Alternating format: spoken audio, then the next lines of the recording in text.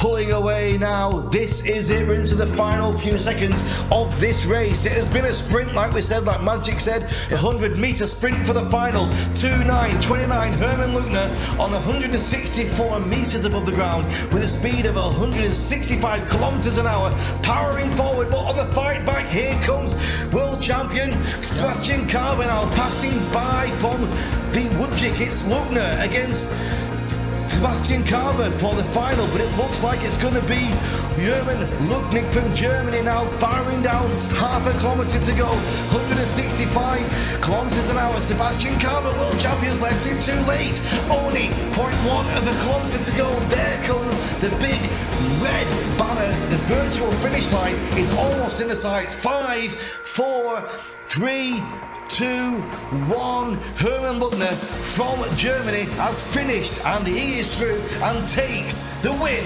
here in the second day of the Sailplane Grand Prix, live from Wrocław.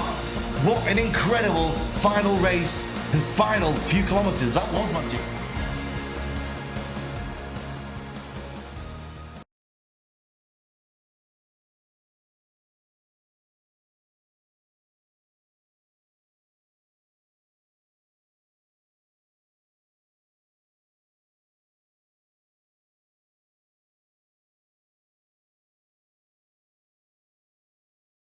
For the last few hours, we've got a task together. The gliders are almost all in the sky right now, and we're getting ready for the start of the race. I'm joined in the studio by Michael Rotzo. Is that correct, your name? Yeah, Michael. Michael Rotzo. Michael. Welcome to the studio. Are you a bit nervous first time? Yeah, I was a bit nervous, and it's very hot, so it's a very hard day. You've been out there in the field on the grid. Tell us what you were doing. What were you doing out there just now? Oh, I'm doing everything on a grid, but there's a lot of people, and we have a lot of starts and a lot of hard job. You have to coordinate the start, and I suppose you're looking after safety as well, making sure you haven't got people where they shouldn't be. Yeah, it's very important. The safety first, so... Yeah.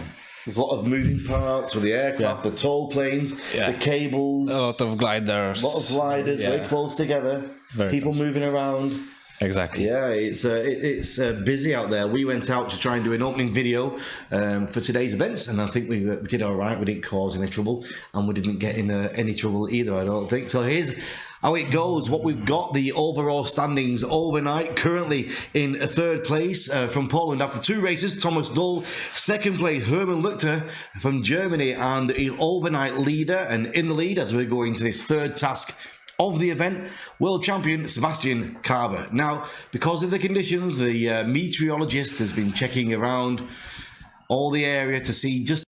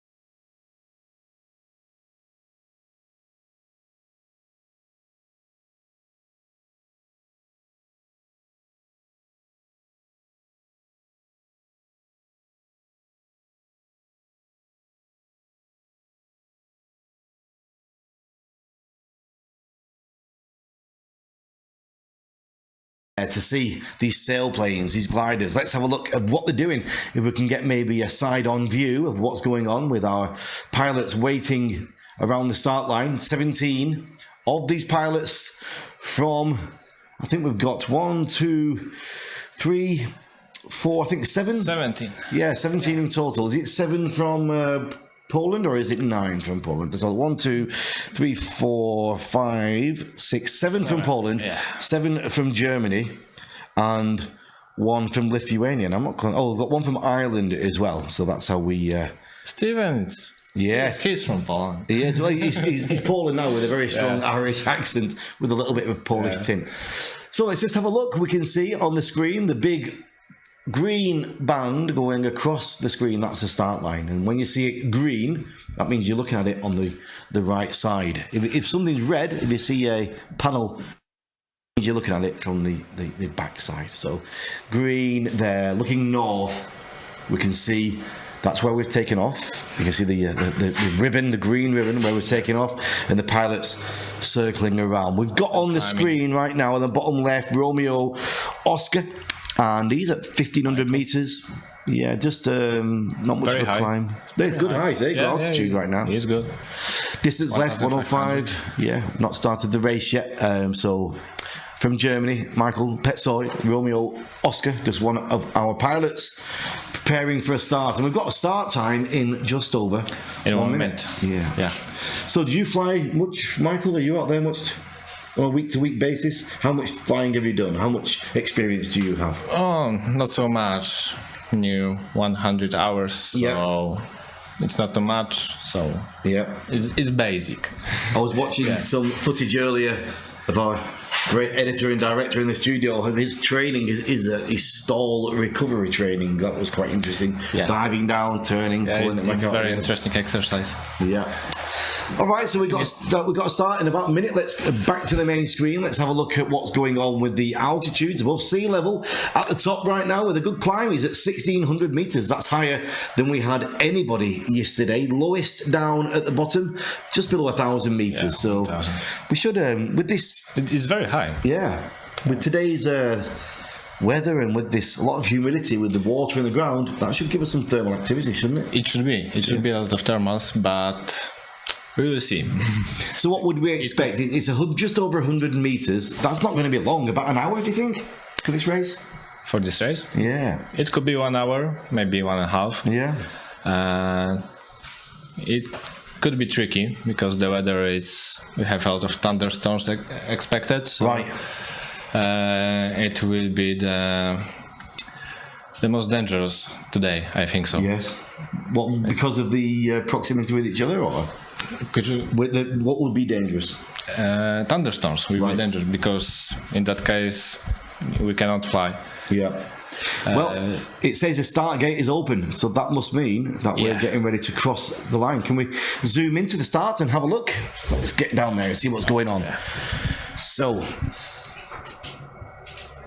start gate is open, so it looks like we're just... nobody's going, not going for it yet. They're just circling around, maybe getting a bit more altitude. Yeah. Are they waiting for the instruction from the race director to begin? Do you think? Or? I think that we have start open, so they should know that. Okay. It's open. So Golf Papa Sierra out on his own there, middle of the screen, and the rest of the pack up on the top right hand corner. A GOL is down there as well. So the start gate is open, up at 1,500 meters. Highest right now, Sebastian Cava, 1,800, 582. He's going down, so I think that he started. Where is P? Where is he? Let's have a look now. We've got a squeaky chair there. We'll have to try and keep a little bit still on that for the start delayed. The start has been delayed. So I wonder if that could be some weather conditions around. The delayed of the start. Nothing's happening just yet. We don't have any information yet, so we have to wait. Keep an eye on that. So 105 meters, great big final last night, an excellent race. We had the dash for the finish line with these three pilots. I think we've actually got last night's finish available to show you. Let's see if we can bring that onto the screen and show you the last night's second heat, the second task of this week for the Grand Prix, the FAI Grand Prix of Sailplane. We had the intense final last night, and we're going to We're going to get that on the screen and show you while we're just waiting for the start of this race, this task for today.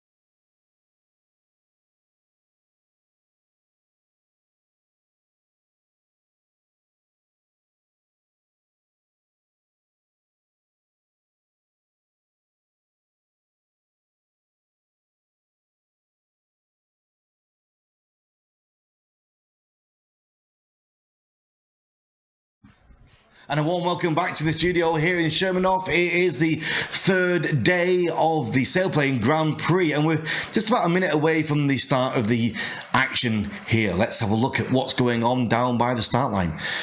We've got the 17 pilots. There they are. Great shot from the side of these pilots circling round, getting their altitude, rates of climb. Got some big ones there over on the right. Look at that. Bogdan, we were talking to him a few minutes ago at the start line. He had a rate of climb just a moment ago of 6 meters a second. Let's get those heights above sea level, the ASLs. Let's get those on. There we go. And we have there Zdzisław Bednarchuk at the top with 1,587. Next, Thomas Dull came in. Well, he's currently third overnight with 1,590. Same altitude. Yeah. So it's good height to start the race. Short race, 105.2. If you've just joined us and you've never seen a Sailplane Grand Prix before, it's like a yacht race. It's like a big dash over the start line, round the turn points, and the first one over the line is the winner. And last night we had that crazy dash for the line with 3 pilots almost neck and neck as we went through the finish line. The day before it was very close. There was about 30 seconds between the first and the second. So you can see, can we switch to that side view again and you'll see this beautiful shot from the Silent Wings. Yeah, this great shot here. Now we get the ribbons on there. We can see the historic flight, the history of what they've been, how they're climbing, if they're not climbing at all. Looks all about stationary. 37 looks down there a little bit. Good. Spielberg, 1,400. Everybody though has got good height. Everybody's above 1,300 feet, 1,300 meters. Should I say? Very good altitude. Yeah.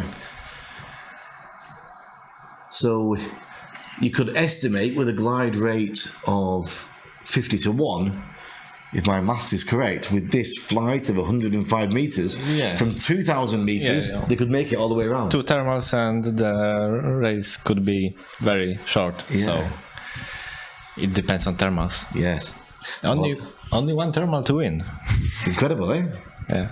All about the weather. But this is the theory, so. We were talking a little bit earlier today about the World Air Games in Dubai in 2015, and they had parallel racing there, which was no thermal activity. It was just straight down the track, turn round and back, 2 gliders side by side. Yeah. Incredible race. I've not seen that since then either. So we are in Shermanoff here in Wrocław. How's that? Good pronunciation? Very good. Thank you very much. Thank you very much. Yeah. And it is the home of the World Games, which is coming to this historic part of Poland on the 19th of July. Lots of different sports, lots of different activities, and you can check out the page of the International World Games, should I say, and see what's going to be happening here in Poland. And for all the updates and information of what's happening in this race and this championships, you can look again on the Facebook pages of Aero Club Wrocław and the FAI Sailplane Grand Prix pages as well, and also on the Facebook page of the FAI. Okay. Here we go. It Start. was opened or not? Not yet. Oh, so you just interrupted me for no reason. Okay. Half minute. So we've got to the top. Sorry, we just say at the top there. Start in 30 seconds. So it says, and it looks like Romeo Oscar is going for it. He's halfway in the green panel. Michael Petzoid. No, he's not. Just the angle we're looking at. So the start has not been called. So do you know how they call the start? Is it from the ground? Is somebody telling them? Well, it looks like we're getting a 3, 2, 1. It looks like it's open. Right. It will be in a few seconds. I just heard it now from the director. We've got a countdown from him telling us that it's on. Race is on. So we can see everybody now moving across to the west.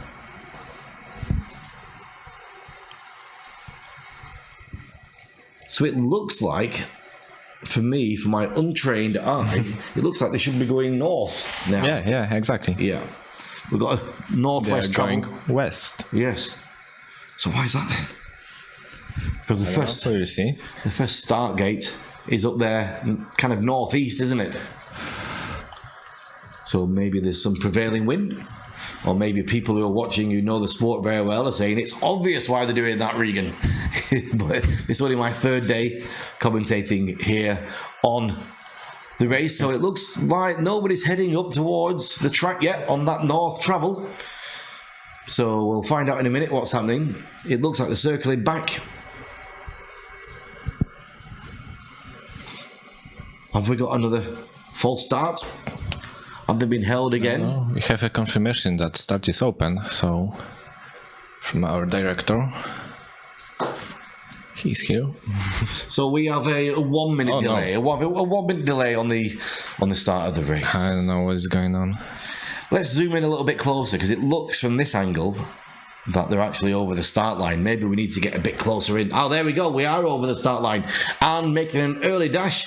29.29er is Herman Lecter. He came in first last night, so he's feeling confident. He's feeling good about what he's doing. Let's get his details on the bottom of the screen for Herman. Let's just have a look at his stats of what's going on right now. So he's at 1,300 meters, traveling 150 kilometers an hour. Sinking a lot though, minus three now. -3. Yeah, that's why he's got good speed. He's on his first leg. -4. -4 now. And he's going down. Yeah, down at 1,200. And we can see, we'll just take our eyes over to the right, the highest pilot we've got there is at 14. So Herman making that big dash. Is everybody else sinking as well? Yeah, can you see a table with a... Yes, let's just see what's going on here now.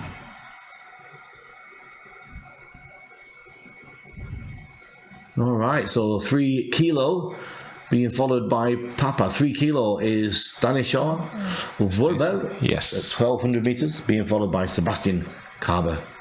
Let's get closer in at the action. It's a great shot, isn't it? And we have 1, 2, 3, 4, 5, 8, 10 gliders in the same place. Yeah. So the early start from 29, Herman Luca and Oscar Rolf Geitzman is off as well. And look how quick it is to that first turn point. It's only 7 meters away. Yeah, 7 kilometers from the start. Yeah, it's a Trzebnica. It's not so far away from here. How do these gliders compare to what you fly? Like, oh, it's very different. Very different. It's. Do you fly just one type, or do you fly different types? Different types, but this is like it's not very. We have a ratio like 30-1, so. Wow, so it's a big difference. Almost half of these. Yeah, it's a big difference. So. Yeah. Incredible difference, eh? Yeah. It's a basic. So. You'd be on the ground by now if you set off in these conditions. I don't know. No, I'm joking. Today we had a test flight, so with, the sniffer. Yeah. Yes. Who was the sniffer today? Jacek today was a sniffer. Okay, so time to turn this first left-hand turn. Let's have a look. Time to turn. It's probably going to be about 4 kilometers now. Let's see. Let's grab that information for you. Here we are, 3 kilometers. So 29er and Oscar Golf, Herman Lunker and Rolf Gertzman, both neck and neck. Sebastian Karber's there as well, and Stanisław Wórbel is also right at the front. It's almost like a sprint, this race, just over 100 kilometers. Yeah, it's the shortest race possible. Is it? Yeah, the shortest is 100 kilometers due to regulations, FAA. And normally it would be around 400, would it? 400 or more. Yeah. What's the longest race you can do? I don't know, maybe 700. Really? Maybe. That's a long time to sit there. No, it should be very good conditions, so it will be a few hours. But today we have pure conditions and expected thunderstorms, so due to safety, we have only 105. It's hot out there as well today, isn't it? Now with the rain this morning, the humidity has certainly shot up. We had the rainfall. So would you expect to have cumulus building now with all this water evaporating? Yeah, we have a lot of towering cumulus in here. and at the west of the airfield. So, well, we're round that first turn. What's it called? Trebnik? Trebnica. Trebnica. Trebnica. Trebnica. Yeah. I've been working a little bit on my pronunciation of some of these It's very good. pilots. Let's try. This one's an easy one. Łukasz Wojcik. Wojcik, yes, exactly. And Zdzisław Bednarchuk. Yes, Bednarchuk. That first name is difficult for an English person. The Zdzisław. Zdzisław. Yeah, very good. Thank you. I've had to write it down phonetically here on my on my sheet. And the village we're in is Szymanów. Yeah, it's Szymanów.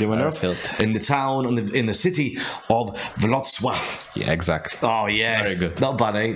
Not bad for an English. I saw your movie from them today morning. Yes. Yeah, Wrocław. I think very funny. I think each day that I do it changes a little bit, you know. Yeah. Wrocław. Anyway, we'll get there by the end of it. We'll just have to make sure whoever does the final edit of the event, they only use the good ones. Yeah. Wrocław. Yeah.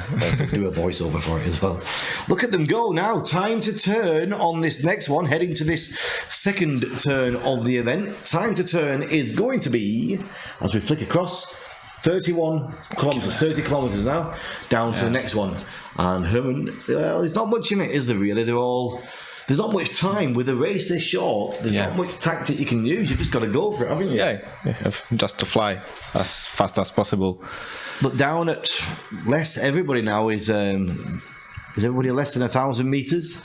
Let's have a look at those ASLs. We know Herman is below 1,000. He is. Everyone almost. So everybody's lost 600 metres. Oh, yeah. And there's not much of a spread. What I noticed on the previous races, we had sometimes 500, 600, 700 metres between the top and the bottom. Now look at it. It's 816 versus 8. So it's less than 100 meters. Less than 80 metres.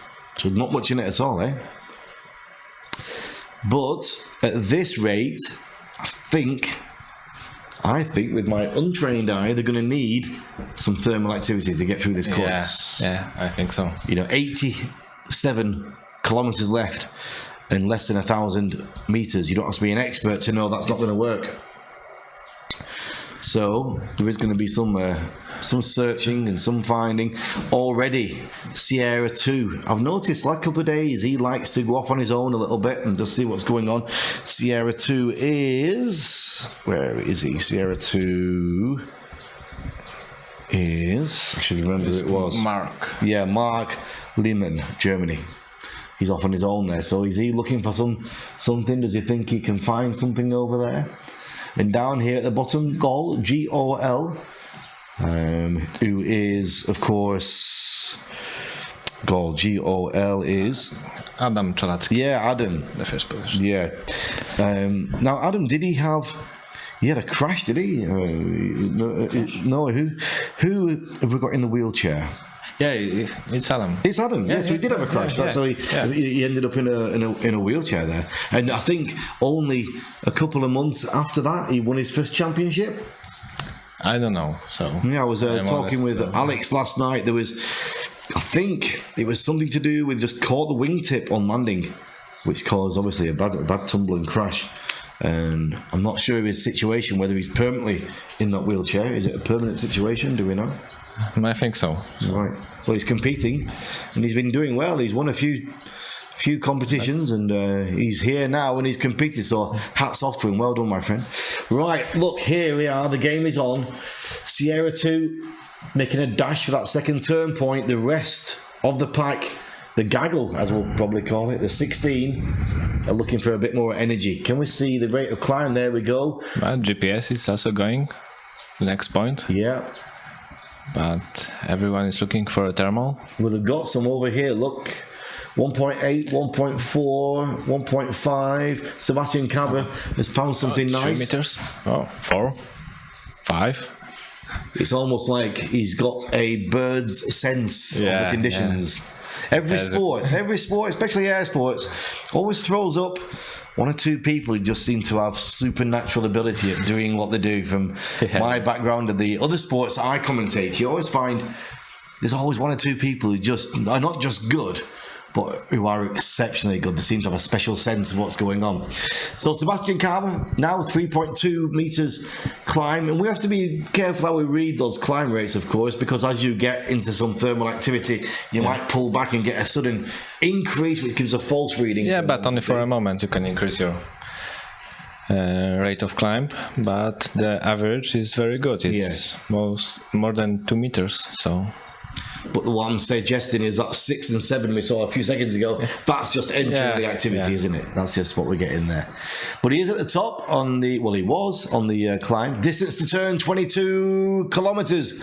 Ladies and gentlemen, if you are watching throughout the world, give us a little message on the live feed on YouTube or on Facebook, on the Facebook page. Let us know you're there. We had some great comments coming through yesterday. People really enjoyed the show and enjoyed the commentary as well, especially that final. So let us know where you are, who you are, and what you think of it. So, what's happening? Tell us, Michael. Mark Lehen, he's at 700, so he's quite low. And we've got we have Łukasz Wojciech down on less than 700. 650. Yes, but he is going up. Where is he? He's there second. He is. 0.4 meters a second on his way. So he's dropping a bit now. I'm going to keep saying his name because I've been practicing it. Łukasz Wojciech. Is that right? Yeah, it's right. Thank you very much. Next turn point in 22 kilometers for Łukasz. Here he is, and he's chasing for Mark. Yeah, chasing Mark. I was talking to Mark this morning as well. He looks quite young, Mark. He said he's been racing 25 years. I didn't think he was that old. Big change in the weather, that big storm that came through. But it's hot. Is this normal temperature for Poland at this time of year? Yeah. It's normal. We have almost June, so... We had these temperatures in the UK once in 1872. 300 years ago. No, I'm joking. It was some warm weather there as well. I've just come from Dubai where it was over 40 degrees. Yeah. That's why we all escape for the summertime. All right, look at this. Great shot from the cabin. Bogdan, is that correct? Yes, Bogdan. Bogdan Doroshko. All right, there's carving left-hand turn. At the moment, a winner on the altitude with a big difference from number 1 to number 17. Sebastian Carver at 1,200 meters and Gert Spielberg at 544. Massive difference in altitude. Yeah, but that's Bogdan Doroshko and who is GPS and Mark, they are very low, but they are very close to the next turn point. Yeah. But Sebastian Carver, he is very high, and let's get in there. Let's get in with 29. It could be interesting. Yeah. All right. So heading now in a southwest direction. Sebastian Carver, Papa, being followed by Alfa Romeo Gintos Zub, our 737 pilot from Ryanair. So it'll be charging people for biscuits and snacks. But Gintas, he's 300 meters lower than Sebastian. Yeah. It's a massive change, isn't it? Let's have a look at the rates of climb. Stefan Trapp. -1. 4.2 meters. Stefan Trapp. Uniform 2. Where is he? He's just, rate of climb is at number 1. I'm not quite sure he is in the pack. Let's have a look at... There he is. In thermal. Time to turn. Let's have a look at time to turn. See where he is compared to everybody else. 28 kilometers. Yeah. To turn. So he's at... he's 28. But the best. Look at the difference there. Bogdan's 10 kilometers in front of him. And Łukasz Wojciech is 10 kilometers in front as well. Look at the difference. 11 kilometers between these two groups. That's soon opened up. After a few minutes only. Yeah. So the speeds, well, let's get the top on there. Distance to turn. Let's get GPS on the bottom left. And let's also get 17 on the bottom right. So let's have a look at those two differences there. GPS and GOL. Look at that. Well done. The director was there before he even finished it. So look, 529 meters from the leader, 963 from the last place. Speeds. Wojciech, 120. But Adam there, Adam Chalatsky, that's right. He's looking for something now, isn't he? He's not moving at all. No forward speed. And we don't have a signal from him. Right. For now. So in the lead, Golf Papa Sierra, Łukasz Wojciech, 520 meters. He's going to need find some altitude soon. He's got another 75 kilometers to go. He's very low. He's very low. 500 meters only. Let's get in and find out where he is. Golf Papa Sierra. Let's zoom in on this pitch. There he is. See what's going on. He's searching. Looking round for something. He's going to need something now. 470 meters. And Bogdan is below 500. Yeah. Look at the change. It's almost 1,000 meters difference now between the top people at the top and people at the bottom. What would be your decision height to say, okay, that's enough? Either turn on the engine or go land somewhere. For me, 500 meters, but 500 meters. For them, maybe 200. Wow. And we've got a change on the finish line now, haven't we? It's 100 meters minimum.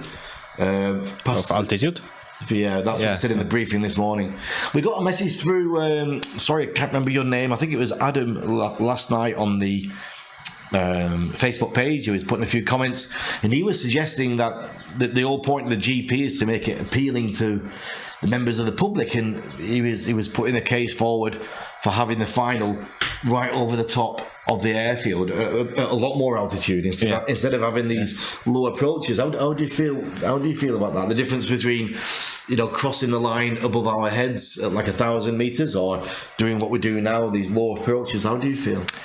Oh, I think that it depends on regulations, because everything is described by it, and we have the lowest altitude. It was 30 meters in that case. It was 30 meters yesterday. Yeah, 100 today. They've changed it for today. But there was some misunderstanding with that in that case, and I think I'd always want a little bit more altitude on my side than a bit less.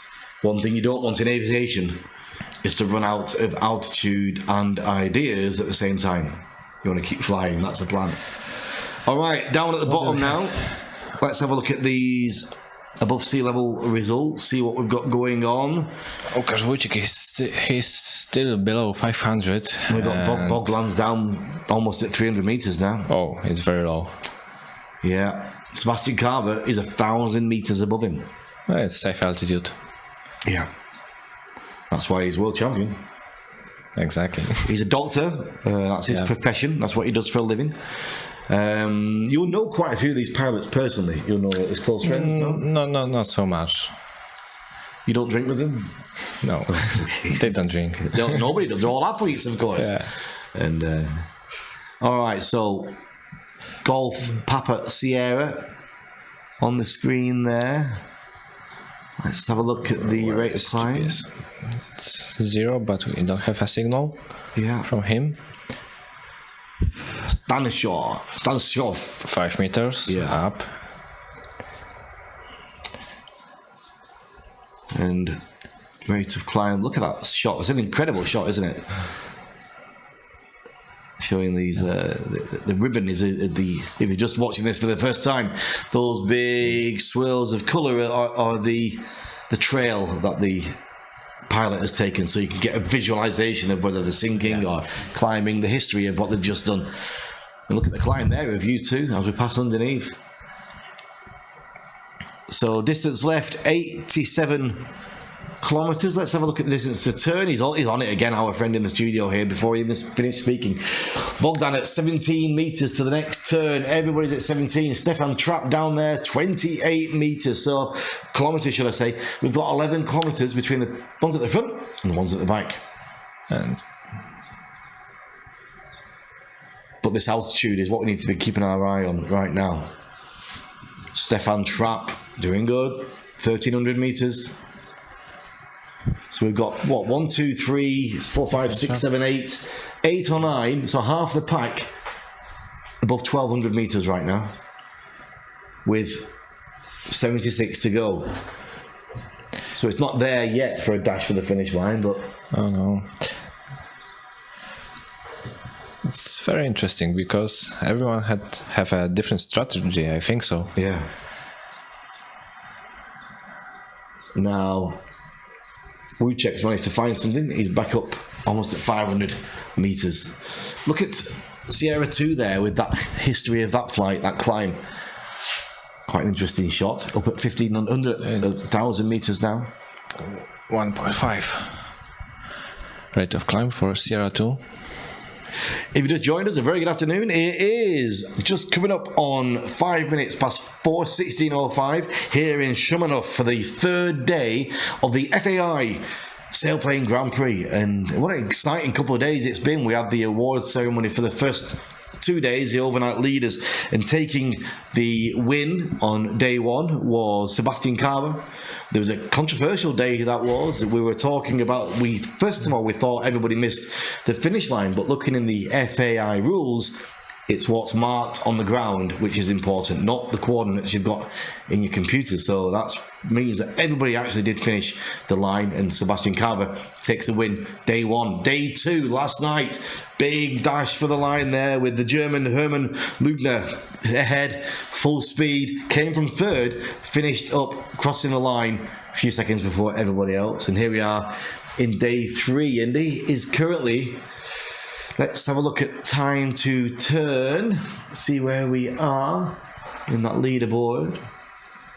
So... 14 kilometers. Yeah, 14 kilometers, but for Herman, he's down at 22. And oh, he's below 5. Oh. Yeah, and Sebastian Carver, 19 kilometers to go. Overall standings overnight after 2 days. Third, Thomas Dull. Second, Hermann Luther. First, Sebastian Carver as we head through the week. And it's all coming to the final, the grand final of this series, the fifth of this series, which is going to be in January in Chile. And I think we're going to get 2 people from this Grand Prix who are going to qualify for that. I heard there might be 3 people who qualify. I'm not exactly sure how that works, how the qualification works, but I'll try and find out before the end of the week and let you know. Down on the bottom of the screen, last night's winner, Hermann, 1,000 meters, 145 kilometers an hour. Bit of a sink going on. We're in the cockpit now with Hermann. Next turn point, flown 20 kilometers. Yeah, he's flown 26.3 kilometers. Average speed of 72.1. I was very fortunate last night at the end when we came back to the studio. The CEO of the air club here, Alex, took me for a flight round, having a look at the area. We did a bit of a circuit in one of the aircraft, one of the many aircraft he seems to own here. And we were taking some footage for the production, which I'm sure we'll have for you at some point. Anyway, this live action, where we are now. What's happening, Michael? Rolf. What do you have now? Rolf Oscar Golf. He's not in the lead right now. Closest to the next turn point is, it looks like it is Zdzisław Bednarchuk at 17.5 kilometers, and he's in 0 Zulu Bravo. Where is it? Oh, there he's kind of... Zulu Bravo. Can't quite see him on the screen, can you? Maybe he's in a different group. Maybe he's in a different group or a different colour. They separate in 2 groups. Ah, there we go. There he is. It's coming out of the thermal now. And it's checking it on the screen of where he is. Rolf Gertzmann, 16.5 in Oscar Golf. That's the closest to the next turn point. So distance left, 76 from a total of 105. So we've flown more or less 30 kilometers. So we're at a third of the way through, just less than a third of the way through. 30% of the task is done. Only. Yeah. It looks like everybody's just looking for a bit of altitude now, aren't they? This is where we are. A lot of different directions going on the screen.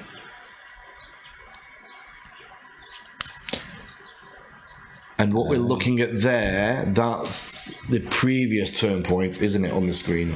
That's it's the previous point. That's where we just come from. Yeah. So, altitude, 1,200 versus 350. Look at 350, Gert yeah. down at 350. How did he get himself down there? 7. It's close to GPS. Yeah. Not much in it, eh? Below 500 meters. Gert signal back 341. What's he doing? He's still sinking. His speed is increasing. Altitude 339, 340. Wojciech 500. Gert 37. Is he heading for a landing, do you think? I don't think so. 1 meters of rate of climb, so it's quite. Yeah, Well, now possible. it's only 0, so Do they all have an engine they can use? yeah, I think so. Everyone at this yeah. standard would have. So there's not. We wouldn't expect to see anybody landing out. No. Why not? We can see because you have some altitude to start the engine, so Wow. it could happen that it will be not possible to start. Yeah, And we've got a couple of people flying with a jet engine. yeah. Only one glider. Is it just one? Only I think so. Because Only I one. suggested I said it was one, and Magic said no, it's two. Oh, okay. So now I said we have a couple. So you're saying two no. or one? The German, which German on the? Is it the anti-Alice? I'm not sure. Do you know which one has the jet? I've never seen that engine, so We'll have to try and have a look at it. It'll be good to see, actually. I think we have I might to be take wrong. some photos. I think it might be the same engine which Yves Rossi uses, Jetman, the Jetman project with his 4 jet engines. I think that's what I was being told, but I could be wrong. It's all speculation. We'll try and find out for you. All right, back to the action. Let's have a look at what's going on. What information have we got on the screen? We've got the time to distance of 10 kilometers. Mark Linnen's coming, attacked from the front and behind. Herman Luca is in second place, time to distance. Let's have a look at the altitudes. What's going on with the altitude? It's all over the place right now. We've got altitude above sea level down at the bottom. Boglan is on 344, but at the top, well, we've lost signal from a couple. We'll wait for that to come back to confirm, but definitely Herman, last night's winner, on just short of 1200 meters. So looks like everybody's gathering around now looking for the same place. Yeah. Let's have a look at the rates of climb then, see what's going on there.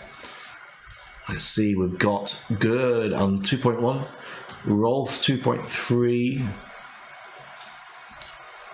So they're looking 2 distinct groups, one to the west, one to the east. 2 groups, and there is Sierra too.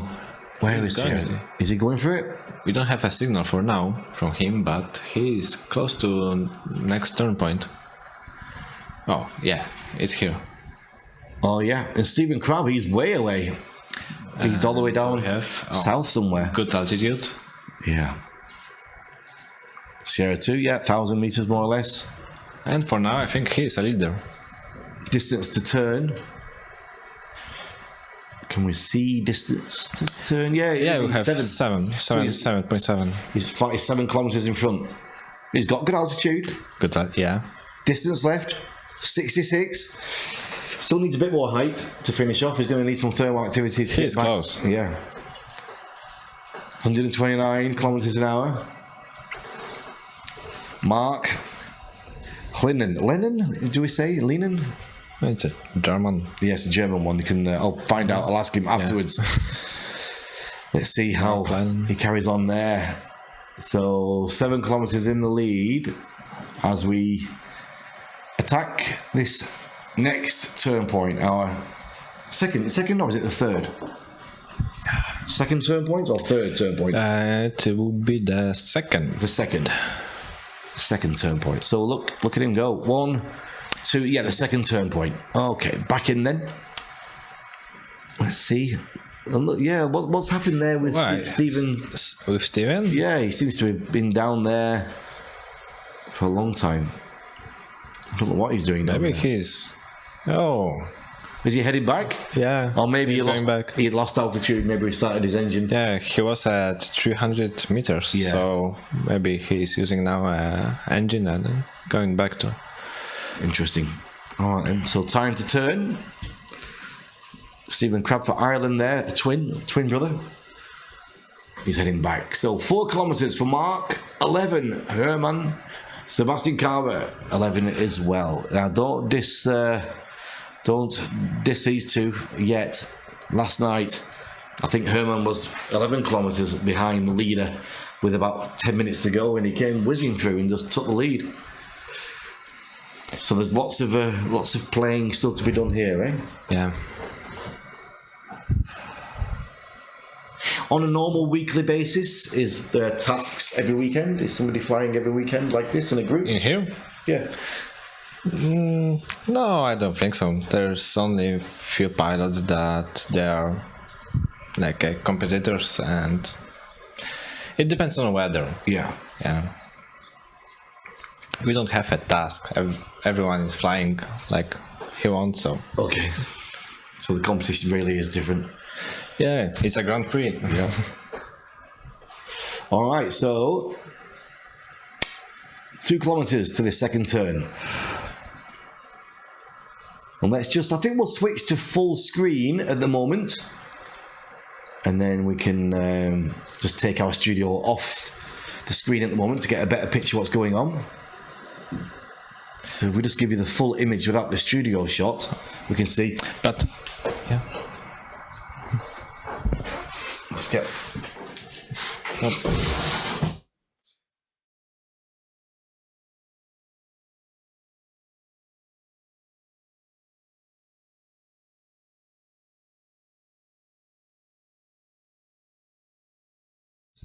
GPS and 37, I think that they are going home. Right, it looks like they decided to switch on those engines and head on back. So, let's see where we are. Let's just recalibrate on this quick race. What we've been doing the other days is doing a little bit of coverage and then taking a break and then coming back. But I think it's too much action right now. I think we need to stick with it and see what's actually happening and where we are. Here we go, back on. Mark is past his turn point. So as long as he's turning somewhere inside that circle, he's okay, yes? I think so. That's the rules. You have to be inside of it, yeah? So he's managed to do that. And distance to... Next turn point? Yes, distance to his next turn point is a short one, isn't it? It's less... Is that 12 kilometers. Yes. It's very short. Yeah. Like. Okay, well, we're just going to leave you with the. We're just going to leave you with this footage right now. We're back with the studio commentary in about 2 minutes' time. Yeah, it's just one.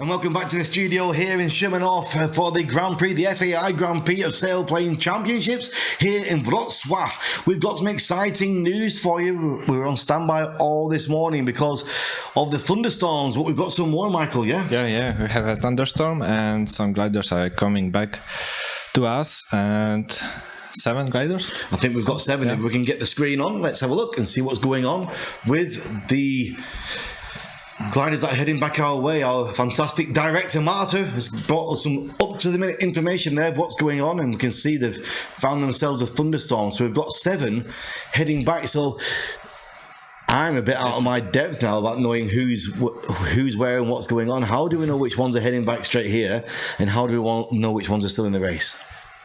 Do we know? Can we tell that? Who is going home? Yes. I think that Steven. We can't tell, no? All right, Where's so... Steven? He was the first. He was. Turned back to us. He's There here. he is. Yeah. Yeah.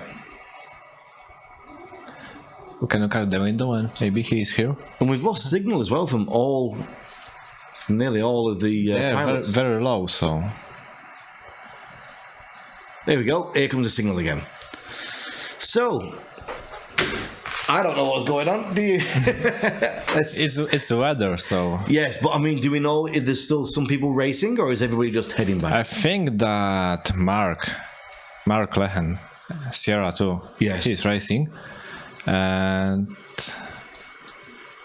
we don't have a look. Yeah, he's here. And he's in a thermal, but very... It's only 0.5. Yeah. So do we know did you have the location of the storm on your phone? Yeah, I have a radar. So you can tell us if we just zoom out a little bit so we can see the whole task on the screen. Let's see if we can get the whole task on the screen. There we go. Yeah, and the storm is below our third point, Ścinawa. Right. And the south of Ścinawa. The third point here. No, it's the second. The third is Ścinawa. The fourth. With number 4. Number four, because yes. the first is Wrocław. Right. So number 4, that's where the storm is. Yeah, it's the south of Ścinawa. So they're not going to be flying to that point then, if there's a storm there. I don't know. Maybe they can try, but it depends on clouds and cumulonimbus clouds. Yeah. They are very dangerous. We will see. I think that only Mark is after the point Wińsko. Right, the second point. Yeah, after second point. Right. I am right. Yeah. So we think there's a storm there. That's where it looks like. So it looks like all this group, Sebastian Carver and all that group there are heading back. Doesn't it? Yeah. They've cancelled that race. So it looks like, all those people are all heading back now. They've turned around. So how would what would be the ruling there? Obviously, safety is first at all points. Would this race be now disqualified? Could somebody still win this? We'll see. Maybe Mark will end the race. Let's have a look. We just go to the full screen. I'm gonna. You should ask our CEO. Yeah, I'm gonna go have a look on see if we've got any information coming through on Facebook Live and see if we've got any details there. But it's an interesting one. It's an interesting one for me. If you're a big fan and you're a pilot and you probably know exactly what the rules are, but I'm just wondering how this actually happens now. We've got a message here in Czech. I'm just trying to translate that through. And we've got one here from Carolina. Not quite sure what the message there is, but here's another one from Alexander, our CEO. Yeah. It's about our quality of stream. Oh, we can't do much about that then, from here in the studio. It's better to watch us on YouTube than on Facebook. Yeah, we're having a bit of trouble with the Facebook, aren't we, right now? Okay, so there's no information there. Let's have a look. I want to check over on the FAI page, see if we've got any information there which we can bring for you. In fact, Michael, if you want to nip out the studio and go and have a walk and see if we can get any information from anybody outside and see what you can find out for us. Okay. I mean, I want to find out what's happening with the race. So if you can speak to any of the officials outside of the studio and see if you can find out what's happening, that would be great. So off you go. We'll see if you can find out any information for us. Yeah, we just got information that one of our gliders will land in terrain. All right. Yeah, it's GPS. It's Łukasz Wójcik. So do you want to go and ask and see if we've got any information about this race, whether we're still racing or not? Look at the GPS. He's very low. Yeah, 200 meters. 200 meters. So, as we expected, the weather was tricky. Yes. Everyone is coming back, almost everyone. With Mike is better. Yes. That's better. So we lost a signal from GPS.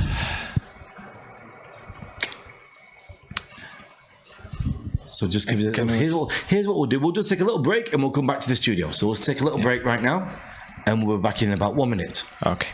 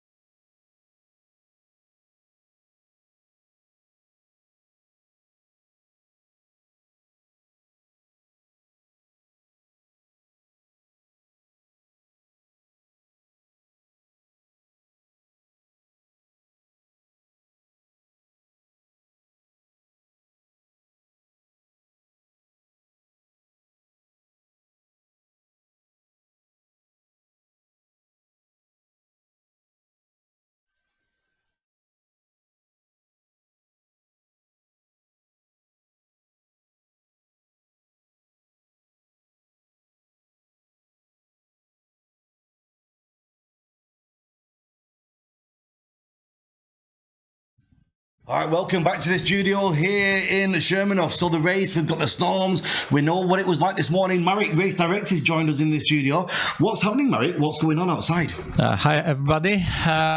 Today we have a really tough task. Yeah.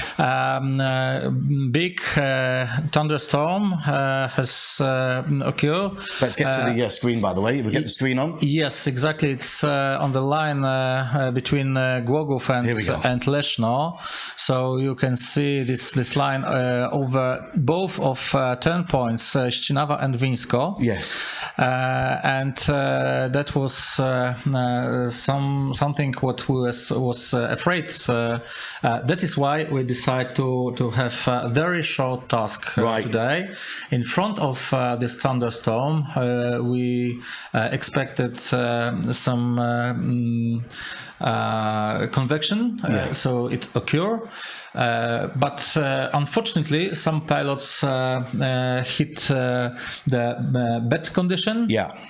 So they had to outland. Right now we have Łukasz Wójcik on Gulf Papa Sierra outlanded 17 kilometers from the airfield. Yes, exactly. This is position. Yes. He fight till the end, but he tried, yeah. So we still have a race. Do we Yes, we're still on the race. The Sailplane rules says that we will wait until the last pilot will come to the airfield. Yes. And the rules of Sailplane are that first pilot has the 10 point. Yes. But if only 5 will finish the line, then first pilot will have 5 points. Yes. Then 4, 3, 2, 1. Right. Okay. So even if 2 pilots will cross the finish line, the task will be completed. So until there are a few gliders, we are still very optimistic. Good. A few seconds ago, I heard on the radio that Sebastian Cava says that they are circling right now. Yeah. And he expects that maybe it is his final thermal. So maybe we will see the really long final glide. So Sebastian's not been through the second turn turn point yet, so he'd have to set off up north. Yes, get on the bike. but maybe they found something really strong. Well, he's at 1,300 meters now. I would like, okay. It's very weak right now. Yeah. Rate of climb is not much. Yes. Can we see the position of Stefan Trapp, maybe, or? Let's have a look. Yes, 9. Stefan Trapp, there he is, 1.9.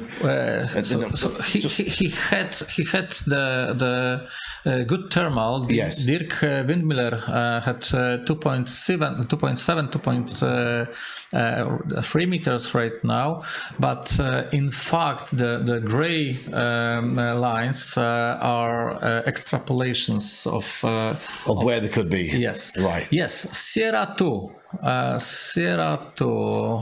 Mark, he was in the lead. He was he was 8 kilometers. Mark Leinen. I have to say he made something really amazing. I don't know. Yes, he's on this position. He did really amazing decision on the beginning, on the early beginning. Yes. He chose completely another path. Yes. As comparing to the others, he chose the northern side of the task. That's right, he did.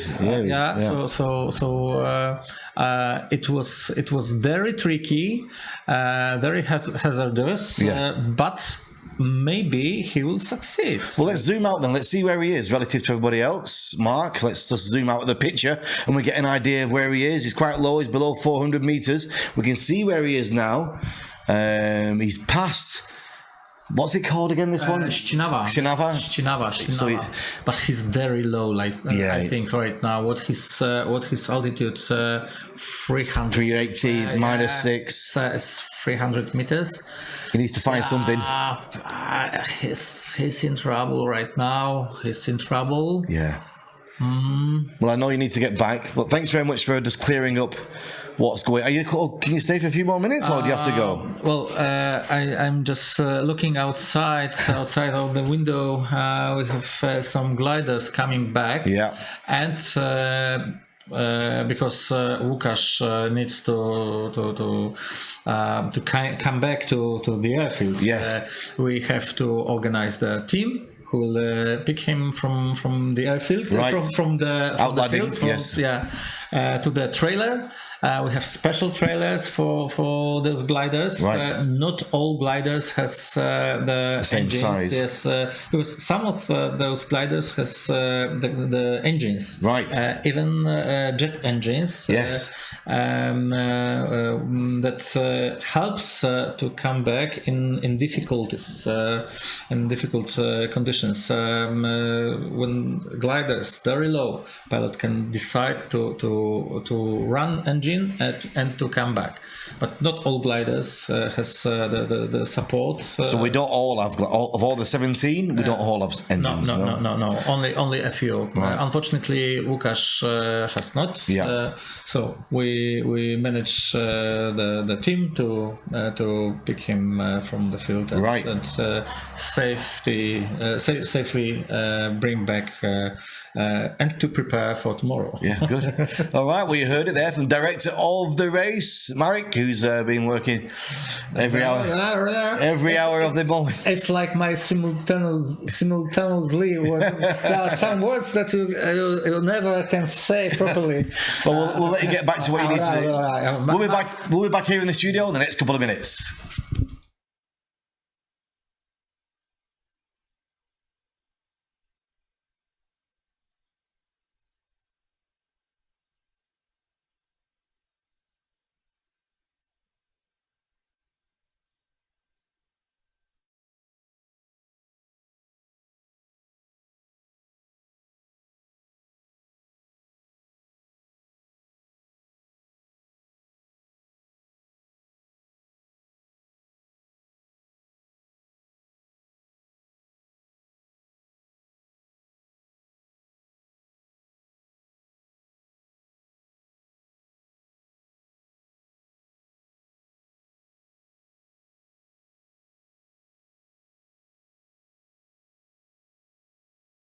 All right, welcome back to the action in the studio. It's a tense moment. This is what we've not seen in the first 2 days. Michael, what's going on? Oh, we have a thunderstorm, so only one pilot make a third turn point, but he was very low, and we'll see maybe he turn engine and he's coming back.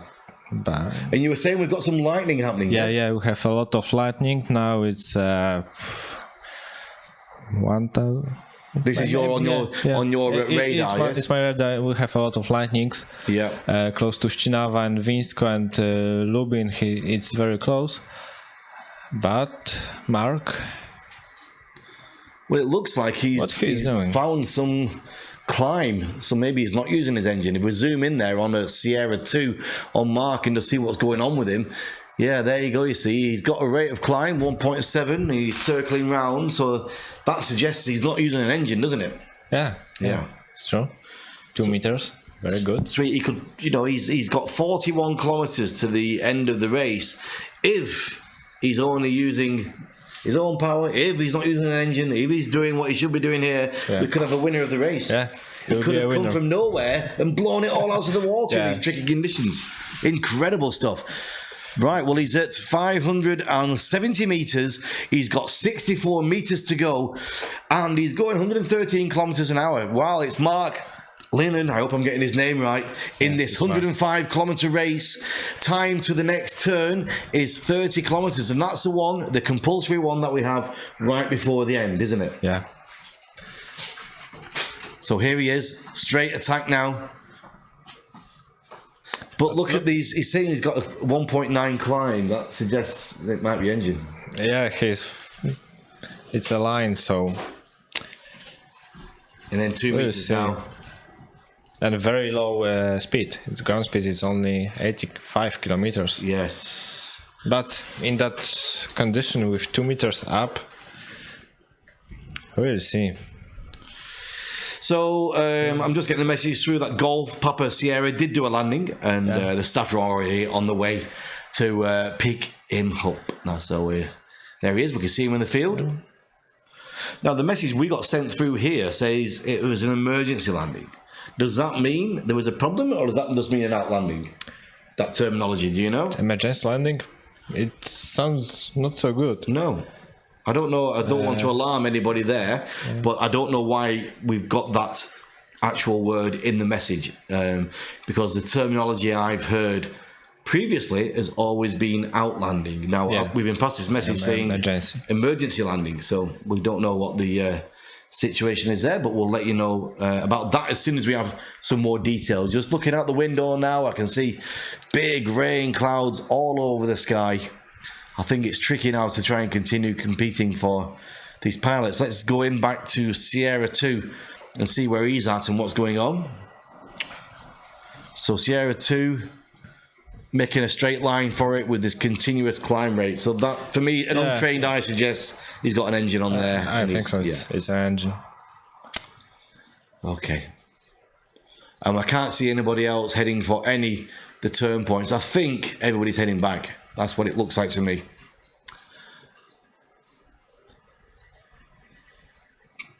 So Sebastian Carver there, just continuing to climb and what he's doing. And Gintas Zub as well is working on something very high.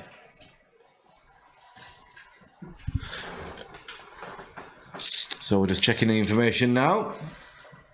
So it's an outlanding, as we thought it was. It's not emergency, it's outlanding only. Everybody calm down and relax. Wojciech, an outlanding as I thought it was as well, because he just ran out of altitude. Not, as we stated, an emergency landing. So no problem there.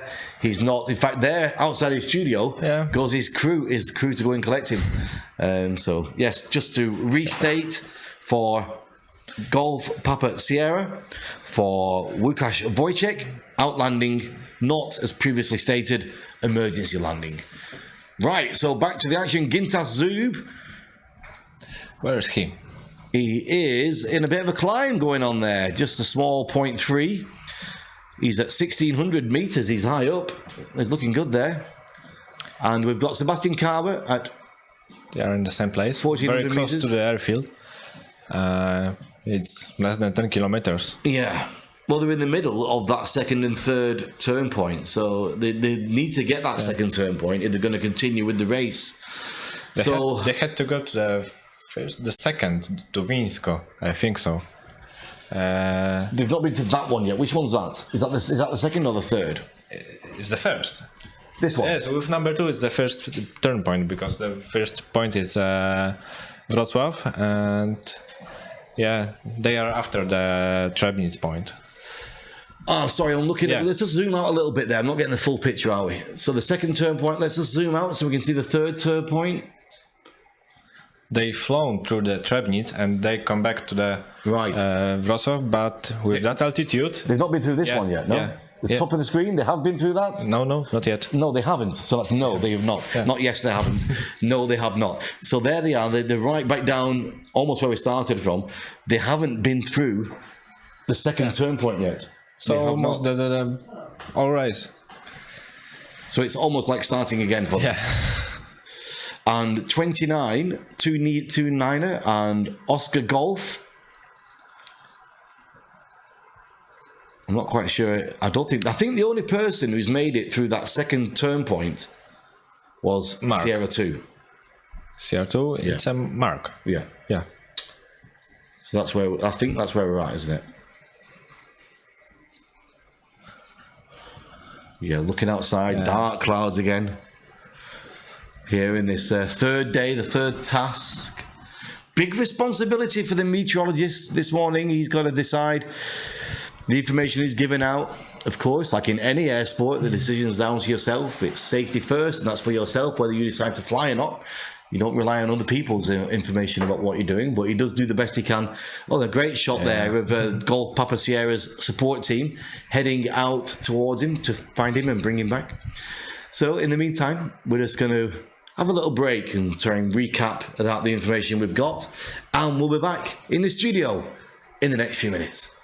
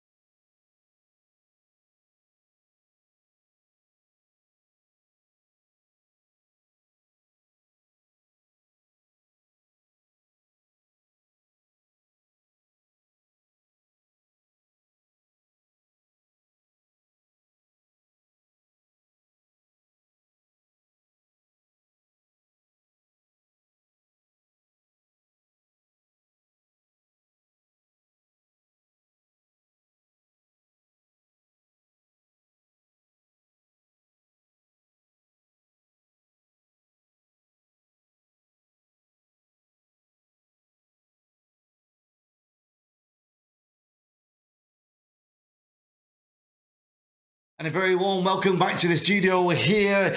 All the action's all going off. Everything's happening. We've had a couple of people out landing. We've got big storms. I'm joined back in the studio by Arto from the FAI. Welcome back, my friend.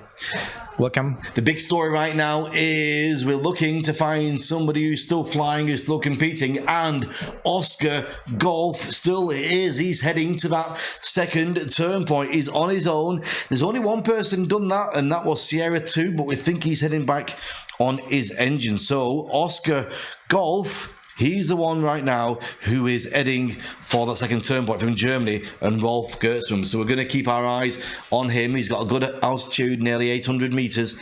And, well, there he goes. He's the current player in the game. But going to find a little bit out now about the FAI involvement in the sport here in the sailplanes and gliders, and talk a bit about how it all fits together with the puzzle. So from my... Welcome back, by the way, Arthur. Welcome back to the studio. Welcome. With my experience from parachuting and skydiving, we have the International Parachuting Committee, which is with the FAI. What do you have here in gliders? Yeah, we have a very similar body, which is called International Gliding Commission (IGC). Yeah. This was it was formerly called in French Commission Internationale de Vol à Voile. Yeah. And to my knowledge, in the 90s, we turned the name of. It turned its name into English one, and since then this is IGC, and this is the body which is specialized commission within the FAI, which is dealing with gliding, with right. sport of gliding. Mainly, it's focusing on sporting issues. So in all air sports and other sports as well, you can compete, you can have championships, but if you want to find if I'm correct in this, to find your national champions and then go to compete at world championships, that's where the FAI step in. That's where it becomes official.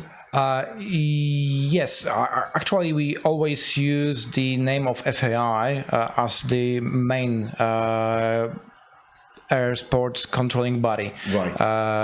So the competitions are sanctioned by FAI, the main organization, but the FAI has its specialized commission, which is doing the technical things in the name of the FAI. Right. So, for example, we are maintaining, we are adjusting the regulations. There are every year's meetings of the gliding commission. Actually, I must tell here a few words about what is the commission composed of. Yeah, we've got time right now with the weather, please. Yeah, the race is interesting, but yeah, there are not many things going now there, except we see Oscar Golf approaching the second turn point. Yes. So the third point of the task. Yes. The second turn point. Perhaps he will pin it in a few. It's getting darker out there. Yeah, I'm looking outside the studio. It's getting darker and darker. We still don't have rain outside, but I expect that it will start raining in a few moments. Are you a glider pilot yourself as well? Yes, I'm mainly glider pilot in terms of air sports. I'm also aeroplane pilot, but it's let's say a minor activity. For me, the main activity is gliding, and I'm dedicated glider pilot. Is that a bit thunder we can hear there? Yeah, it's still a distant one, but yeah, there was a thunder. Mm-hmm. So you were going to tell me about the how it all fits together. Yeah, how it works. Okay, so the International Gliding Commission consists of the delegates from the countries which are members of the FAI and have their interest in gliding. Right. So perhaps some people in the country are flying gliders. They have gliding clubs. Perhaps they need the national air sports control. So national aero club, yes. Who is governing the gliding in their country, and then they can have a delegate to IGC. I'm one of such delegates. I'm a delegate from Poland to IGC. And within the IGC, there is a bureau, the board of people who are that's 7, I think now. Right. There are 7 of them. There is a president, first vice president, and 5 other vice presidents. They form the bureau. Who are also the people of the bureau are also meeting between the plenary meeting of the commission, which takes place only once a year. And would they do that as a full-time job, or would it be something they're doing in their own time? No.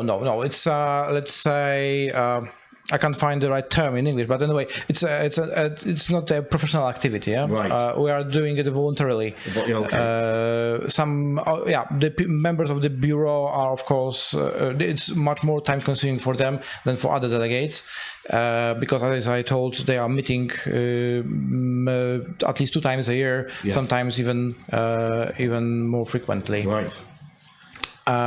And the main, let's say, main tasks or main duties of the IGC are, as I told before, maintaining the rules, setting up the rules and maintaining them, and updating them, adjusting them when there's a need. Usually every year during the meeting we agree on some minor or bigger changes. Do the competitors get involved in the rules that way, or is it only the delegates? Actually, those who are responsible for voting are the delegates, right. But they are representing their national clubs, Right. the national organizations, glider pilots and competitors among them. Many of the delegates are also more or less active pilots, competition pilots. To name a few, Terry Cabley from Australia, who else? Okay, I can't remember the name. Andras Dzindzsi from Hungary. Yeah. He's also an active pilot, also a competition organizer. Yeah. So there are at least a few delegates are active competition pilots. Some are former competition pilots. So there's all the time an experience, current experience involved. Right. Of course, we also get some feedback from the stewards who we send to the events like the continental or world championships. They write a report after the event. They say what was okay, what was good, what was not, and also give us suggestions sometimes about changing the rules. So the rules are changing every year slightly. Yes. We usually the most important changes are those which are increasing the safety of the events, because we learn from every case, every even minor occurrence. We learn a lot, and we adjust the rules to make them safer. Right. As an example, I can give you the example of the finish line. That's been quite relevant this week, hasn't it? Yeah, here where we have a small amount of gliders, we still have a linear finish line, which is located at the edge, at the outskirts of the airfield. Yeah. But in the bigger competitions, conventional competitions, where there are bigger numbers, of competitors, sometimes 150, 3 or 4 classes. It's too dangerous. So we found out that the perfect solution is to make a circular finish line, right, of the 3 kilometers radius. So we have the finish point at the airfield, at the middle of the airfield, or at the let's say beginning of the airfield for the arriving aircraft, and the finish line is actually located 3 kilometers before. So the gliders are crossing the finish line, yes, and then they set up the pilots set up the gliders for the landing configuration, and then can slow down and can prepare for landing. They don't have to fight and land, let's say, concurrently. Yeah.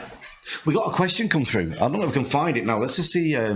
We want to try and be as interactive as possible with people who are watching. And on the FAI Sailplane Grand Prix page last night, everybody was full of praise, by the way, for the coverage. We're enjoying the show we've been putting on. I'm sure. And we got one coming through from one of our viewers, from Alan Lentil, and he was saying Grand Prix was started to try and generate public interest in gliding by having one leg passing overhead the airfield and finishing high enough for all to see, this GP is going back to the old dangerous system of low approaches, and not many people can see at 200 meters above the actual finish line. So he's suggesting that it's a safer and a more public friendly height. Could you understand what he's saying there? Yeah, of course.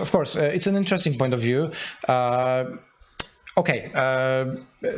Public has sometimes diverse opinions on what's interesting and what's not. Yeah, and what's safe and what's not safe. Of course.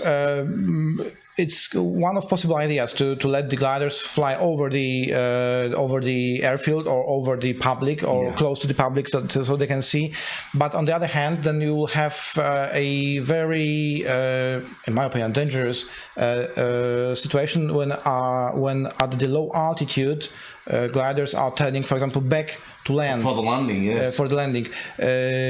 Of course, you can have a finish line a little higher over the airfield, but on the other hand, you may have the situation when some of the gliders are not able to overfly the airfield past the finish line at the defined altitude, and will have to land straight in from their initial direction. Right. And then you will have a situation when you have one glider landing straight in, and the other ones, after completing the task, turning and landing in an opposite direction. Yeah, which is never a good idea.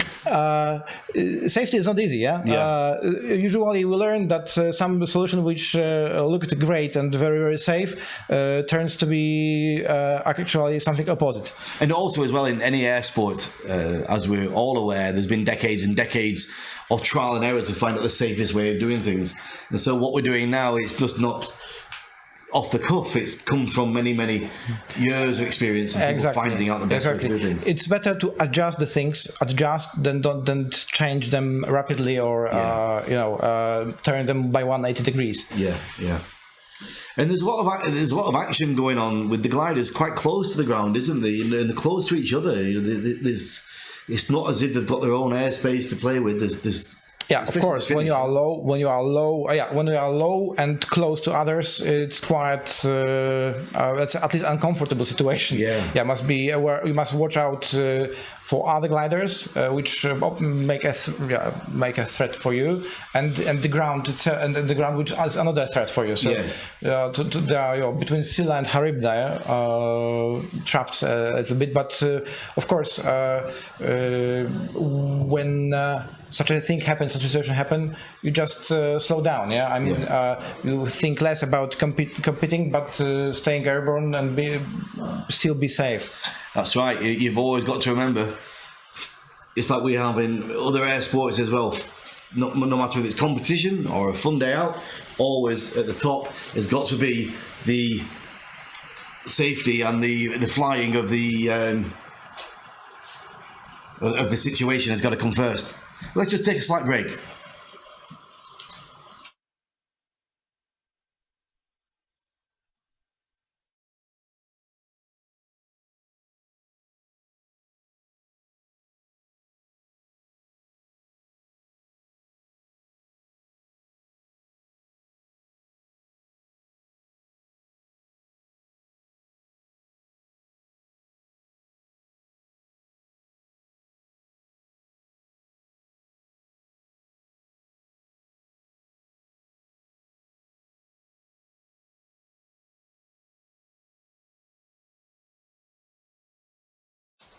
So welcome back to the studio. The rain has started. We've got the thunder happening outside, and we've still got people in the air. Arthur, what's going on? Where are we at? Is anybody still competing? Is anybody still trying? Sure, we can see. We can even see that a lot of not a lot, but some few.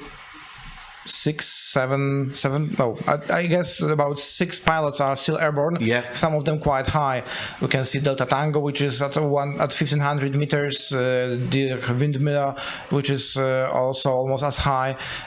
So they are still, and also Sebastian Cava. We can see him here. It's a funny thing that they had to almost return to the airport, the airfield vicinity to stay airborne. in my competition flying, I learned that sometimes advancing is not a good strategy. Sometimes it's a good idea to slow down or even fly a little backwards to stay airborne and find some solution to get through the adverse weather, like we have here. Yeah, we have a thunderstorm passing over the airfield. This is the thing which the pilots, the glider pilots have had to fight with or to cope with some few minutes or some quarter or half an hour ago. Right. Yeah.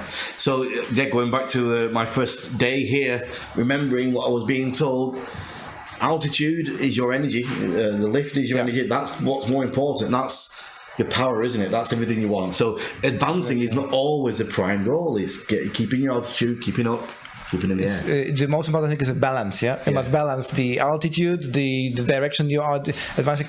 In general, the first thing you have to achieve here is to complete the task. Right. Try to depart correctly, to pass the start line correctly, to pass over the turn points, and complete your flight after passing correctly the finish line, and land safely at the airfield. Right. This is the most important thing.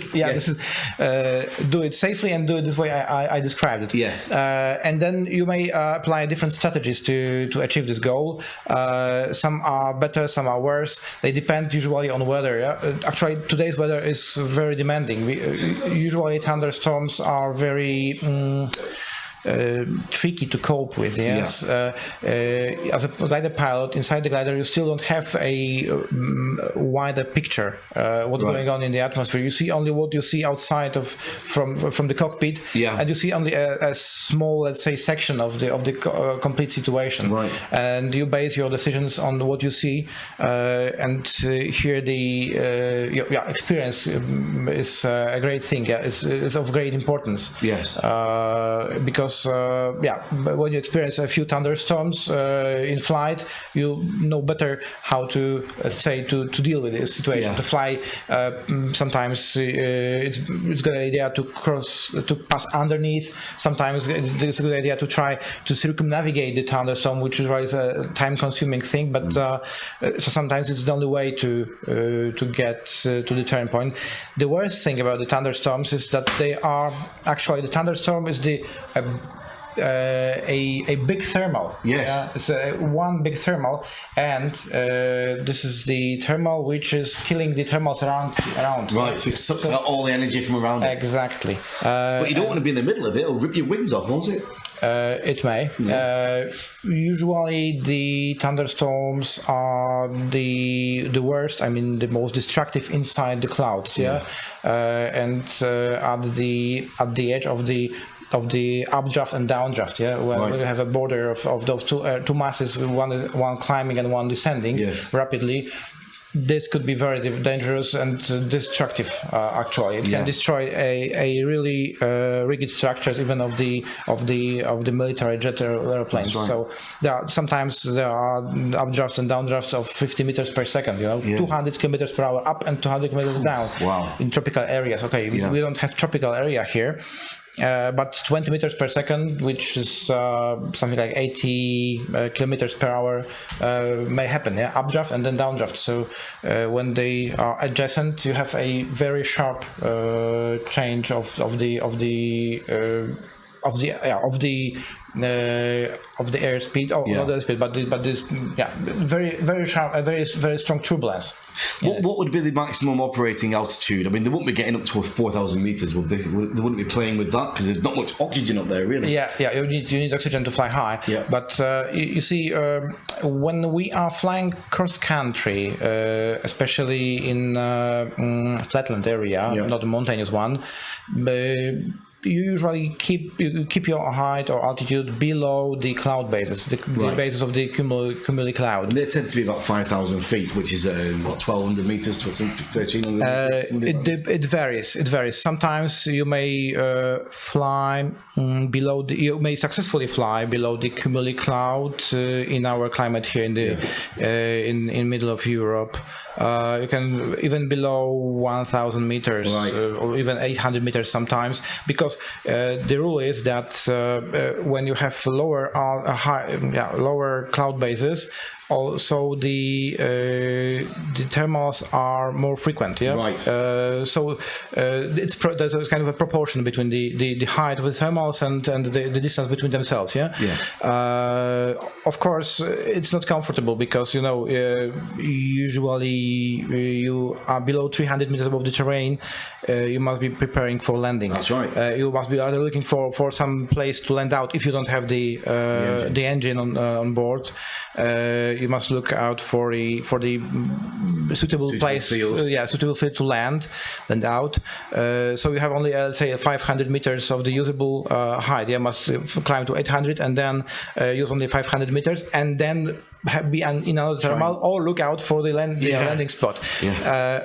So the higher the cloud bases are, the more comfortable they are. You must you have then the longer straight, let's say, straight phases of flight, or straight, you are flying straight for a longer time, and you are, let's say, you are gaining quicker the distance. Yeah.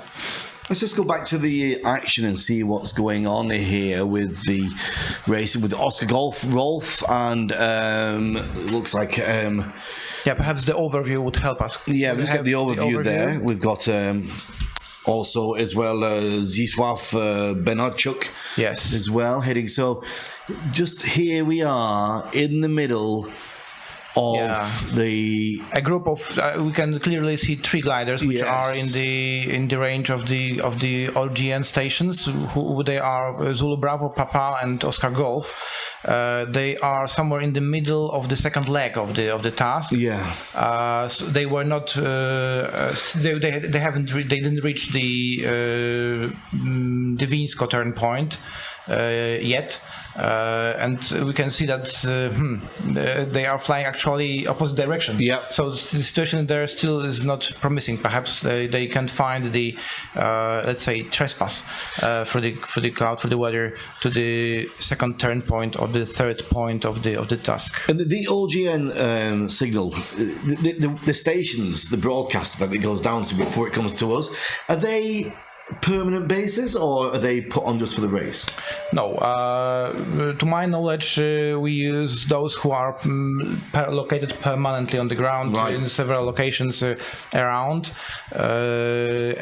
so we didn't place any mobile one. Let's say. All right, so we're just using what you would normally be using anyway for the race here now. All right, let's zoom in a little bit then with Sebastian Carver and Zisław Benarchuk, and also with Oscar Golf, Rolf Gertzmann. Let's see what they're doing. So they are heading in the opposite direction, aren't they? They're heading back down towards... Yeah, they don't have much altitude. No, 600 meters. Yeah, we must bear in mind that these are altitudes, so to know their current height, we should deduct about 100-150 meters from their current altitude we see above sea on the screen. This is the altitude above sea level, and when we're talking about height, we talk about their current height above the ground. Yes. So they are not high. 870 meters is like 700 something meters. It's still some altitude. There's still some, let's say, we call it a ability to penetrate. Penetration ability from especially when you have 18-meter glider, which has the L-to-D ratio like 50-1. So look, we've got GOL as well heading in the opposite direction with Golf Oscar Lima with Zulu Bravo there. So in these conditions, I hope they can see each other heading like almost a close pass there, isn't it? Or is he on the ground? Is Golf Oscar Lima actually on the ground? It's hard to tell because we see 899 meters on the screen, but it's let's say historical information. So we don't have a current. To my knowledge, he has the engine. Is called he has engine on board, so he's able to fly back to the airfield on the engine. Yes. And then if he was really low, he could have easily turned on his engine and fly back on the engine. Right. So I think we can see the situation outside. Fortunately, it's only the rain. Yeah, it's not hail. Yes. But anyway, we have a let's say moderate shower over the airfield here. Yes.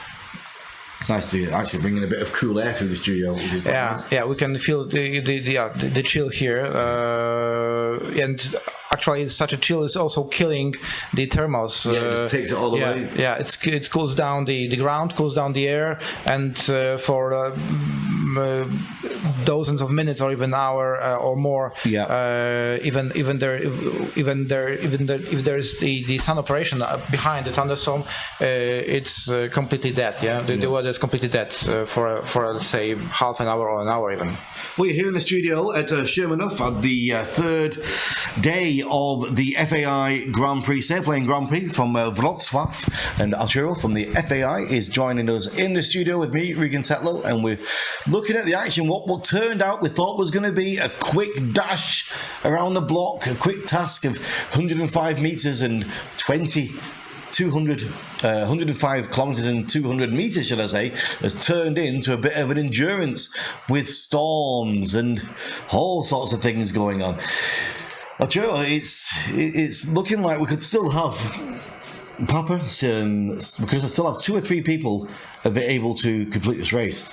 Yeah, we can see that there are several gliders still airborne, not very low, so they have still chance to complete the task. Yeah. I'm pretty sure it's still possible. Yeah, just looking at the altitude on the right-hand side there, all those at the bottom, 152, that suggests that's the actual altitude of the airfield. They've landed, they're back here. Yeah, and that's actually, there is a slight difference between the elevation of the airfield, Yes. which is 124 meters officially. Yeah. This is the elevation of the airfield. Yes. Elevation means it's altitude of the airfield comparing to the sea level. Right. And the altitudes we see here probably are based on a standard pressure, which is 1013 or so when the pressure has changed with the storm, of course. And and with the change, with the weather it changes. Yeah, we can have a pressure of 1025. We had 1025 millibars or hectopascals yesterday. Yeah. So this altitude may vary by a few meters. So what we've got on the screen, on the Sierra screen now, 2. We can see Sierra 2, which is probably landing in Lubin. Lubin is the airfield. There he is. It's about 50 kilometers from here. We can see he is approaching just by the side of that big, looks like a big football stadium. Yeah, there is a stadium. I'm not sure it's a football stadium, but they are. The Lubin is famous for motorsports. Okay. I don't think there'll be much motorsport going in there. It's a football. I think we can see from it's a football stadium. Yes. Yeah. Well, there he goes, landing now just by the side of the runway. Lubin looks like a nice airfield. Some nice airfields around here, isn't there? Yeah, it is. Yeah, it is. They have paved runway there of 1,000 meters something length. So excellent. It's very good. Yeah, it's a lot. You could do a lot of activity there. It looks like they might have some. Just looking at the aerial view we've got on the GPS there, it looks like on the top of the just moved away from it, but it looks like they've got a bit of a landing circle which they might use for parachuting as well. From I can tell from my historic views there. So the rain comes down and it's Grand Prix sailplane flying. This is air sport. This is what it's all about. And especially in Europe, we can spend a lot of time waiting around, drinking coffee and waiting for the next bit of action. But we've still got 2 or 3 pilots in the sky. There, look at the view, the live view of that rain thundering down against the tarmac and the grass here at Shermanov in this beautiful historic part of Poland. Wrocław, I've been told, is one of the most beautiful cities in Poland. I'll tell you, from this area yourself? No, I'm not from here. I completely agree with you that Wrocław is one of the most beautiful cities in Poland. not that much renowned like Warsaw or Krakow, but it's absolutely worth to see. It's a big city, hundreds of thousands of inhabitants, a very rich history. Big university town, isn't it, as well? Several of them. The technological university, the economical university, the general university. Yes. So many high schools, many higher education institutions, but also an old city. Yeah, it is the city of 1,000 years history, as far as I remember, and very rich, as I told, rich history, which is there were for hundreds of years there were Germans here. It was a part of the, let's say, it was under German ruling. We were talking earlier about there's this animation online you can look at on the internet which shows 1,000 years of Poland and how it's changed. The size has been so big and then small, then big again. Poland's changed a lot in 1,000 years. So, are there many gliding clubs here in Poland around the area? Is there a lot? I mean, I've no idea how many gliding clubs there is. Okay. You must know that here in Poland, at least in the times of the we call it ancien regime, the communist times, we had aero clubs which were consisting of many sections doing different, performing different activities, different air sports. Military activities. No. They were other civilian ones. Of course, they were supported by the money from Ministry of Defense, because many people who wanted to, or who were, let's say, accepted in the air club, were treated like the candidates for the army, for the parachute, for the paratroopers, for the paratrooper units, they were also the kind of initial recruitment for flying school, for military flight schools. So they were civilian organizations, but they were very close ties with the military world, and there were no the clubs dedicated to gliding only. The situation now changes, and in many aero clubs the gliding activity is dying, but there are also emerging the organizations which are completely dedicated to gliding, like for example, the Karkonoskie Stowarzyszenie Szybowcowe, so the let's say gliding association of giant mountains. Right. Okay, so that will be a separate thing altogether. That will be a separate organization. Yeah, only for gliding. Only for gliding. Here, the Wrocławski Aero Club, or the Aero Club Wrocławski, is the organization where you can fly gliders, can fly the aeroplanes, also do some parachuting, some parachute jumping. So this is the organization which provides many chance for many, or opportunity for many air sports activities. Well, on the screen we can see some action here. We've got 4 pilots still in the sky, up at roughly 800 meters, down to 500 meters for 2 or 3 of them, just losing some signal there. But Oscar Golf, Wurzgertman, the German, at 782 meters, just holding his ground. Game is still on for him.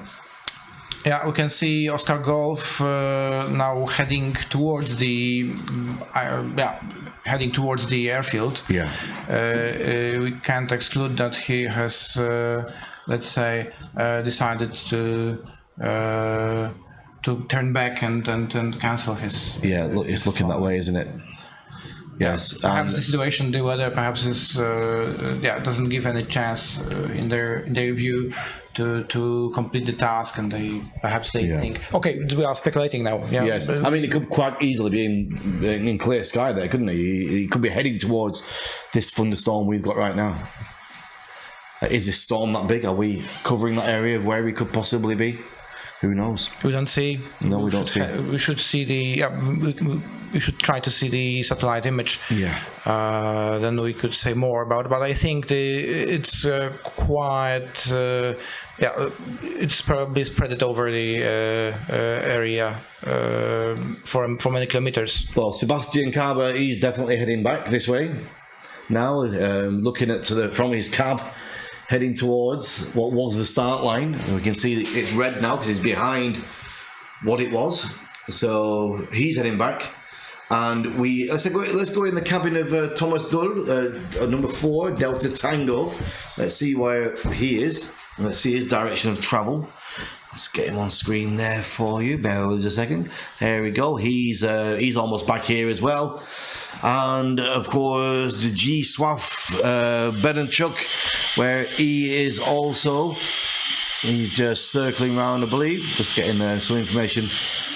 Yeah, we have information from the competition director that there are several gliders, or at least one glider is flying overhead the airfield. Perhaps, from what we can see on the screen is Tomasz Dul, Delta Tango. Yeah, currently in overnight after 2 races, after 2 tasks. In 3rd place, Thomas, and in 2nd place, Hermann Luca from Germany, and the overnight leader before we started this morning with the win on the 1st and the 2nd place on the 2nd, Sebastian Carver.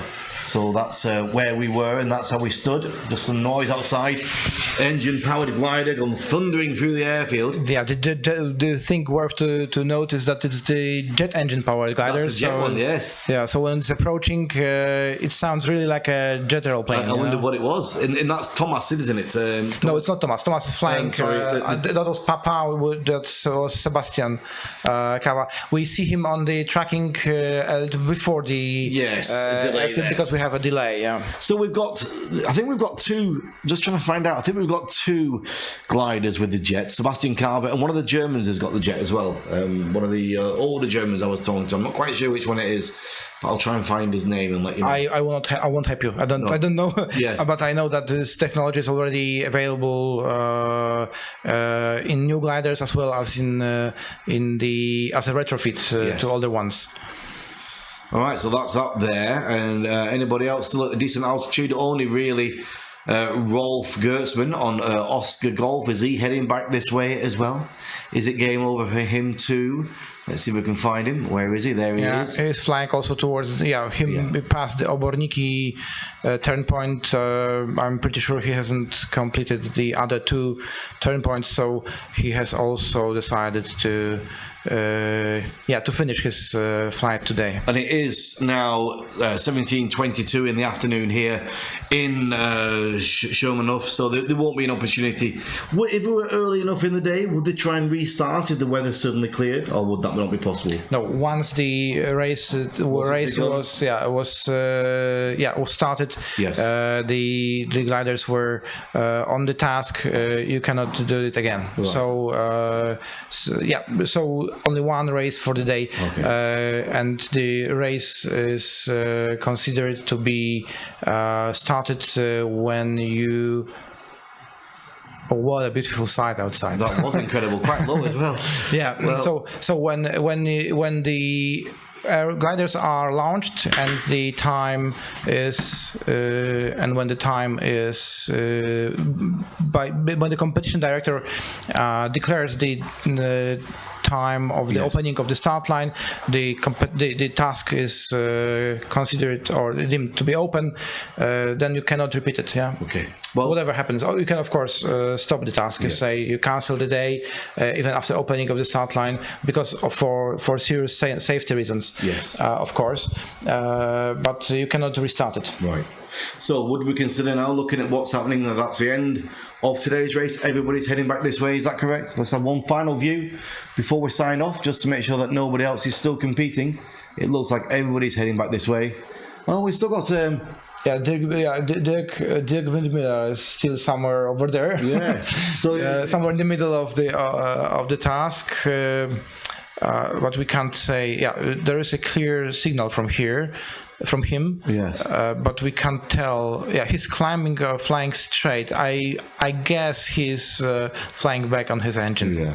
Well, I think what we'll do, we'll sign off for now. If anything suddenly changes and we do find anybody still out there competing, of course we'll come back. But I think on what has been an incredible day of action with storms and rain and blue skies, and then what was, we thought, going to be a short task of 105 kilometers and 200 meters turned into an episode of the elements and everybody heading back home. So from us here in the studio, Artur and me, on this 3rd day of the FAI Sailplane Grand Prix, it's a wrap for today, and we'll see you bright and early tomorrow morning. Good night. Good night.